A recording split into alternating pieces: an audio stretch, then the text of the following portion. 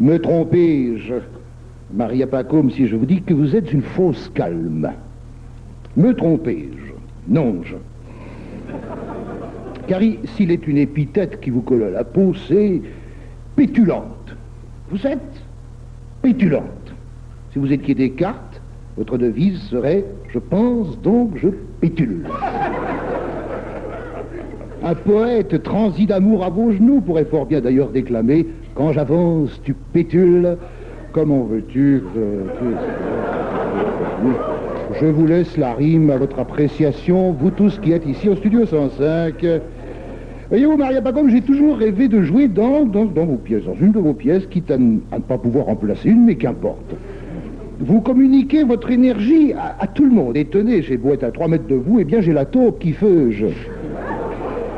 Alors pour ceux qui ne coûtent pas France Inter tous les dimanches, je rappelle que la taupe qui feuge est une expression bretonne dont le sens est assez clair si l'on n'est pas intégriste. Une de vos pièces a retenu mon attention, c'est Les Seins de Lola, bien sûr.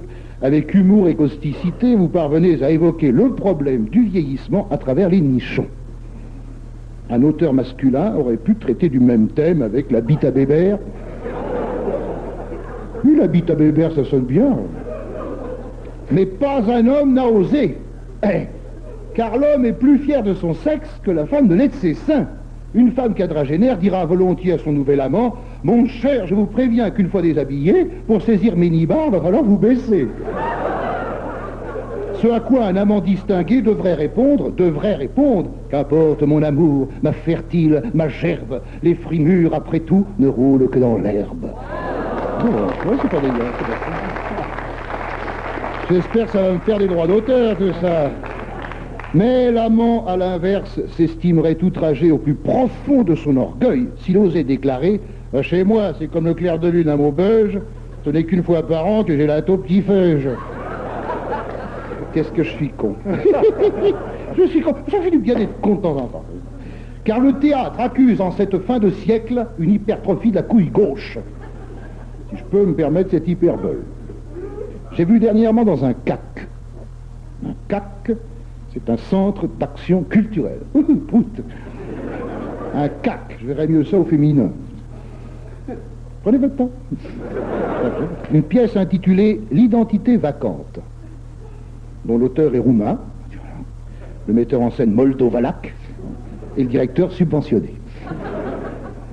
C'est l'histoire d'un homme et d'une table de nuit, couple bifoine et chalumesque, partagé entre le partage et la quête du buff.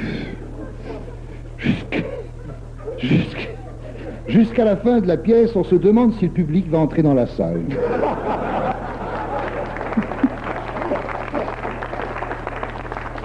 La presse de gauche est dithyrambique, si dithyrambique qu'on souhaite voir arriver Achille Zavata au ministère de la Culture. Avez-vous remarqué que lorsque la culture s'empare d'une distraction, elle en fait toujours quelque chose de chiant?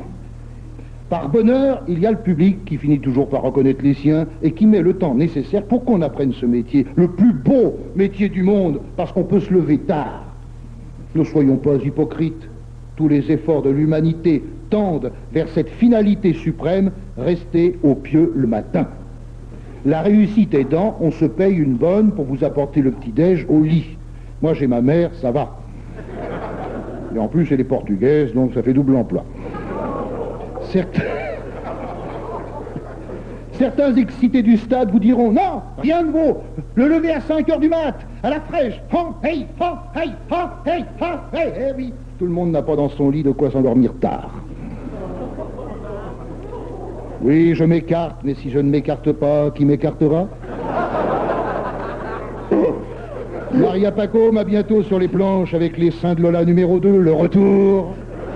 Merci pour les rires dont vous peuplez le théâtre. Il y aura toujours du monde qui vous applaudira. Et s'il n'en reste qu'un, ce serait celui-là.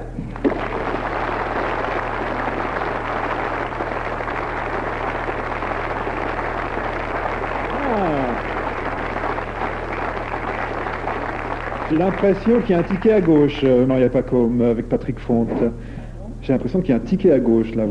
J'ai dû donner votre adresse et peut-être vous arrangerez entre vous. Hein. Oui, lequel Je t'en prie, Anne. Côté court. Celui-là, là. Oui, Patrick Fonte. Oui, celui qui vient de parler. Oui, Oui, mais il est super. Il vous plaît physiquement? Il vous rappelle Denis Gray?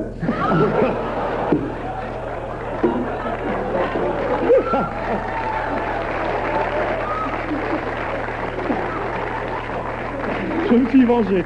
C'est pas parce que tu remplaces Lynn Renault au théâtre actuellement que tu vas...